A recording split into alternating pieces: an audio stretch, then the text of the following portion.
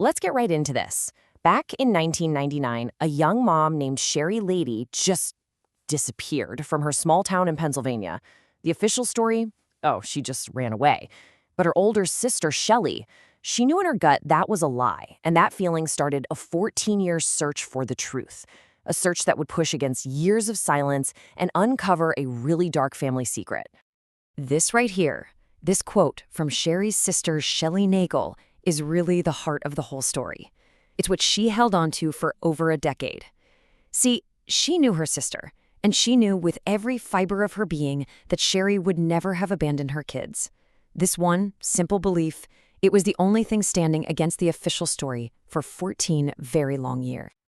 So the whole thing starts at a kid's birthday party. You know, a totally normal family event. It was for Shelley's youngest son. But one person, one really important person, wasn't there.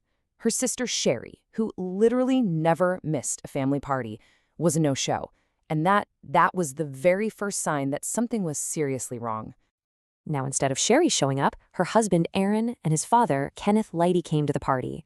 And the story they gave was that Sherry had packed a bag and just moved to Maine with some other guy. It was a neat, simple excuse, and for a very long time, it was an excuse that everyone, except her closest family, was willing to buy. And right there, that's the conflict that pretty much defined the next decade. On one side, you've got Shelley's gut feeling, her absolute certainty that her brother-in-law was lying through his teeth. And on the other side, you have the police, who just accepted the runaway story completely. The response was basically, look, she's an adult. If she wants to take off, she can. And just like that, the case was cold before it even really began. You know, this inaction from the police, it was just devastating for the family, especially for the sister's father. He actually died completely heartbroken, believing he'd failed to protect his daughter. But on his deathbed, he made Shelley promise him something. He made her promise that she would find Sherry and bring her home. And that promise, it became Shelley's mission. And believe me, that promise was going to be tested over 14 long, frustrating years. We're talking a decade and a half of total silence from law enforcement. It was just endless, lonely work for Shelley and her family, fighting a battle that for years, it felt like nobody else even cared about. When you look at this timeline, it really hits you just how long this went on. I mean, think about it.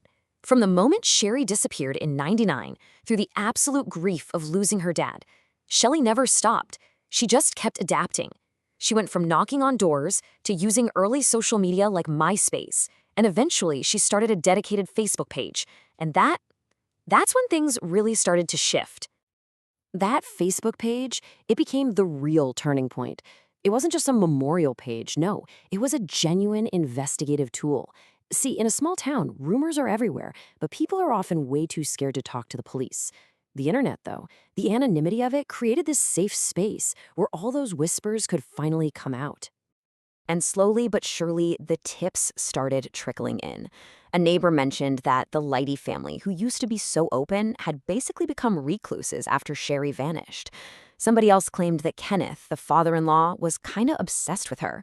Then came a huge one, a tip pointing to the family's huge camping property. And another claimed Sherry's own son might know where she was. A very, very dark picture was starting to take shape. Then came this message, this chilling, anonymous taunt that hit Shelley, as she put it, like a ton of bricks. I mean, it was terrifying, but it was also a sign. It meant she was getting close. And yet, even with this direct, awful threat, when she took it back to the police, they still wouldn't open an official investigation. Unbelievable. So Shelley knew she needed something that nobody could deny.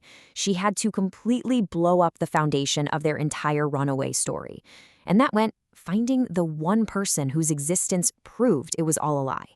The guy named Ryan, the man Sherry had supposedly run off to Maine with. And the breakthrough came when Shelley finally tracked Ryan down on Facebook. What he told her, oh man, it confirmed her absolute worst fears. The story was a total lie. He never went to Maine with Sherry. Actually, the last time he ever saw her was during a fist fight with her husband, Aaron, who had threatened to kill Sherry if he ever saw them together again. And that was it. That was the crack in the dam. Armed with Ryan's testimony, which he gave directly to the police because Shelley urged him to, the official story just crumbled. 12 years after she went missing, law enforcement finally had to admit something was terribly, terribly wrong. Sherry Leidy was officially declared a missing person. Okay, so with the case finally open, investigators immediately zeroed in on the Leidy family. But as they started digging, their focus began to shift away from the husband, Aaron, and more toward the father, Kenneth. And it turned out his alibi for the day Sherry disappeared was about to completely fall apart. The police strategy here was actually pretty smart. First, they just dismantled Kenneth's alibi. They proved he lied about being at work. Then they very carefully planted a seed of doubt in his son Aaron's mind, suggesting, hey, maybe your dad did this alone. And finally, they got a very conflicted Aaron to agree to do the unthinkable, make a recorded, wiretapped phone call to his own father. And on that call, after 14 years of secrets, the truth finally broke. As his emotional son pressed him for answers, his father, Kenneth Leidy, confessed, "I did it." Now, he tried to say it was an accident, that he just pushed her and she fell. But the words were out there. The mystery was over. After he confessed, Kenneth led the police out to the family's camping property. He pointed to this simple pile of rocks. And here's the most chilling part. For years, he had taken Sherry's own children camping on that very spot, right next to their mother's hidden grave. Beneath those rocks, they found her remains. And the evidence immediately proved he was lying again. Her injuries were not consistent with some accidental fall. Finding Sherry was a huge victory, born from his sister's love and just pure grit. But Shelley's fight, it was far from over. Now she had to go up against the legal system to get justice for her sister. And that turned out to be a whole other heartbreaking battle. And this is where the story takes another gut-wrenching turn. Before all the forensic evidence was even back, and without even talking to Shelley or her family, the district attorney made a call. To guarantee a conviction and make sure he could locate Sherry's body, he offered Kenneth Leidy a plea deal for third-degree murder. After fighting for more than a decade, the family was just pushed aside. They were devastated. So what was the result of that deal?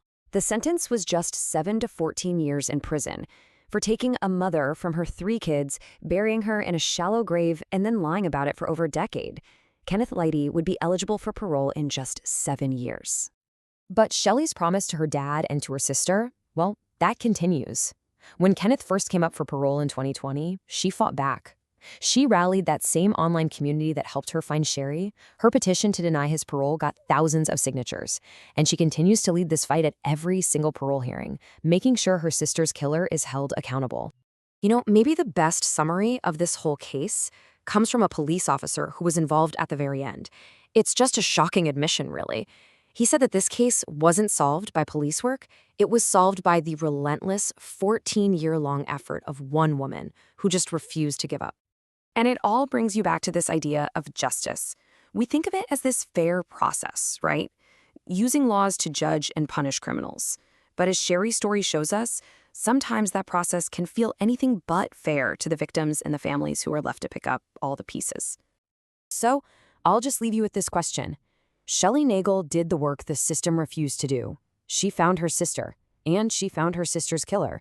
But now, with that killer eligible for release, her fight for justice just goes on. It really makes you wonder, when the system fails, does the fight for justice become a life sentence for the family too?